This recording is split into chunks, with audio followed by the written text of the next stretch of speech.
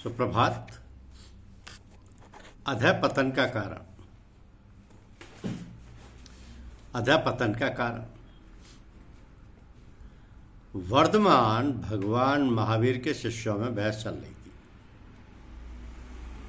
कि मनुष्य के अधःपतन के क्या कारण। किसी ने काम वासना को कारण बताया तो किसी ने लोभ को और किसी ने अहंकार को। अंत में भी सभी शंका समाधान कराने महावीर के पास आए और महावीर ने पूछा, पहले ये बताओ कि मेरे पास एक अच्छा खासा कमंडल है, यदि उसे नदी में छोड़ दिया जाए तो क्या वह डूबेगा? शिष्यों ने उत्तर दिया, कदापि नहीं। महावीर ने पूछा, और यदि उसमें छिद्र हो जाए तो? शिष्यों ने कहा, तब तो डूबेगा ही। महावीर ने फिर पूछा, यदि छिद्र दाईं ओर तो? छिद्र दाईं ओर हो तो? शिष्यों का उत्तर था, दाईं ओर हो या बाईं ओर, छिद्र कहीं भी हो, पानी उसमें प्रवेश करने पर वह डूबने लगेगा। तब भगवान ने कहा, तो बस जान लो, मानव जीवन भी उस कमंडल के समान है।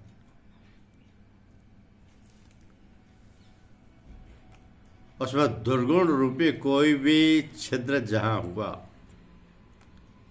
बस समझो वो डूबने वाला है, वो डूबने वाला है।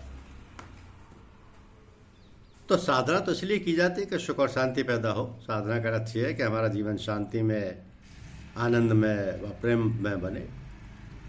साधना तो कई प्रकार की होती है, लेकिन हमारा तात्पर्य साधना से है परमात्मा की प्राप्ति की साधना, आनंद की प्राप्ति की साधना, मोक्ष की प्राप्ति की साधना करना, इत्यादि इत्यादि।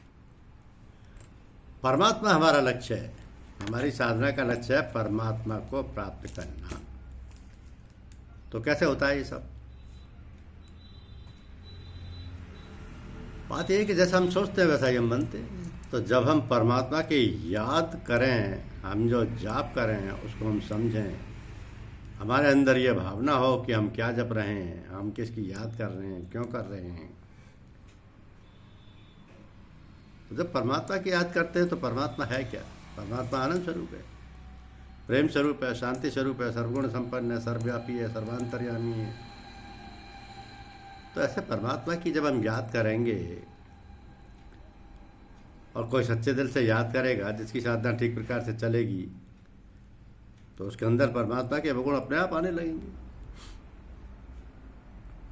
तो किसी महात्मा की, किसी साधक की, किसी जप तप करने वाले की ये पहचान है कि उसके अंदर ये सब गुण आने चाहिए। उसके अंदर शांति होनी चाहिए, उसके अंदर आनंद आना चाहिए, उसके पास बैठने से हमको शांति प्राप्त हो, हमको आनंद प्राप्त हो, हमारी सारी वासना दूर हो जाएं, तब तक उनके पास बैठे। तो बड़ी आसान बात है। ये मालूम होना है कि कोई आदमी कपटी है, छल से कपट से पूजा पाठ कराता है या सच्चे दिल से साधना करता है। ये सब बातें अपने मन को टटोल कर देखिए कि आपकी साधना किस प्रकार चल रही है, ठीक प्रकार से चल रही है, गलत प्रकार से चल रही है, आपको फायदा हो रहा है कि नहीं हो रहा है। ये हम कुछ करते नहीं। हम लोग जो पूजा पाठ हुआ लिखा खाली ढोंग करते हैं, वास्तव में पूजा बहुत कम लोग करते हैं। चाहिए तो है पूजा करने के बाद शाम को जब आप सोएं, सारे काम से फुर्सत पाकर तब आप अपना अध्ययन कीजिए, स्वाध्याय कीजिए कि अपना कि हमने दिन में क्या क्या कार्य किए, कौन से ऐसे कार्य किए जो हमको करने चाहिए थे, कौन से ऐसे कार्य किए जो नहीं करने चाहिए थे। तो ऐसे कार्यों को करने के लिए भगवान से क्षमा मांगो। हमने गलत कार्य किए वो प्रार्थना करो कि हमको ऐसी बुद्धि दे, ऐसी शक्ति दे कि हम भविष्य में ऐसे कर्म ना करें। धन्यवाद।